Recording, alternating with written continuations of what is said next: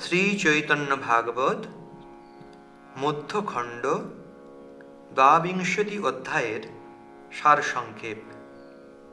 শ্রী শচীমাতার অপরাধমোচন ও নিত্যানন্দ প্রভুর গুণকীর্তন।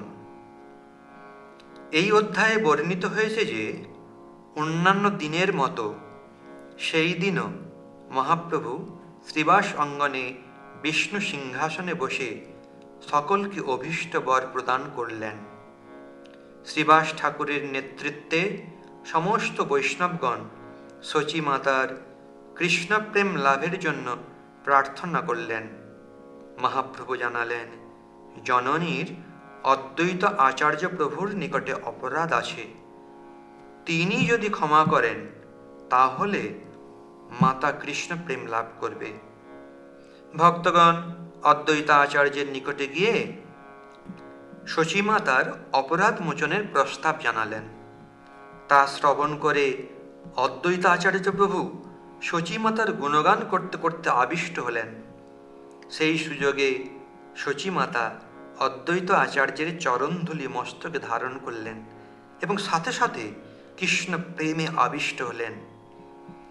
শচীমাতার অদ্বৈত স্থানে অপরাধের কারণ এই যে একদিন জগন্নাথ মিশ্র তাঁর পুত্র বিশ্বরূপকে নিয়ে এক ভট্টাচার্য সভায় যান। সেখানে শিশু বিশ্বরূপকে পাঠ্য বিষয়ে ভট্টাচার্যগণ প্রশ্ন করলেন। তার উত্তর শ্রবণ করে জগন্নাথ মিশ্র ক্রোধিত হন। গৃহে ফেরার পথে মিশ্রবর বিশ্বরূপকে এক চড় মারেন। বিশ্বরূপ পিতার সঙ্গে বাড়িতে ফিরে এসে পুনরায় সেই সভায় গিয়ে ভট্টাচার্যগণকে প্রশ্ন জিজ্ঞাসা করতে বলেন। ভট্টাচার্যগণ শিশুকে তার পাঠ বিষয়ে ব্যাখ্যা করতে বলেন। বিশ্বরূপ তার পাঠ্য বিষয়ের ব্যাখ্যা ৩ বার স্থাপন ও খণ্ডন করেন। এইভাবে সভাকে মুগ্ধ করেন। বিশ্বরূপ সমগ্র জগতে অদ্বৈত আচার্য ছাড়া আর কোথাও ভক্তির ব্যাখ্যা শুনতে পেতেন না। সেই জন্য বিশ্বরূপ সর্বদা অদ্বৈত প্রভুর সঙ্গে অবস্থান করে সুখ লাভ করতেন।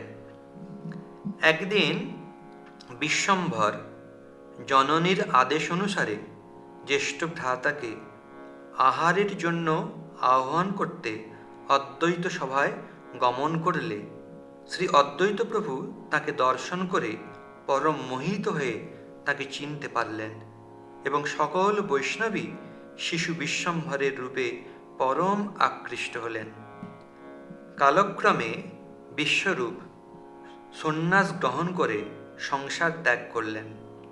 তাতে শচীমাতা গভীর শোক অনুভব করলেও বৈষ্ণব অপরাধ ভয়ে কোনো কিছু বলতে পারলেন না। নিমাইয়ের মুখ দেখে তিনি সকল শোক বিস্মৃত হলেন। বিশ্বম্ভরও ক্রমে ক্রমে নিজ স্বরূপ প্রকাশপূর্বক লক্ষ্মী দেবীর সঙ্গও পরিত্যাগ করে সর্বদা অদ্বৈত সমীপে অবস্থান করতে লাগলেন। তাতে শচীমাতা দুঃখিত হয়ে বলেছিলেন যে অদ্বৈত তার একটি পুত্রকে সন্ন্যাসী করেছেন এবং তিনি অপর পুত্রটিকেও সেই প্রকার পরামর্শ প্রদান করছেন। সুতরাং অদ্বৈত প্রভু মায়া বিস্তার করেছেন। এই মাত্র অপরাধ ফলে শচীমাতা ভগবৎ সেবা বিমুখিনী হয়েছে বলে শ্রী গৌরসুন্দর জননীকে লক্ষ্য করে সকল জগৎকে বৈষ্ণব অপরাধ থেকে সতর্ক হবার শিক্ষা প্রদান করেছিলেন। হরে কৃষ্ণ।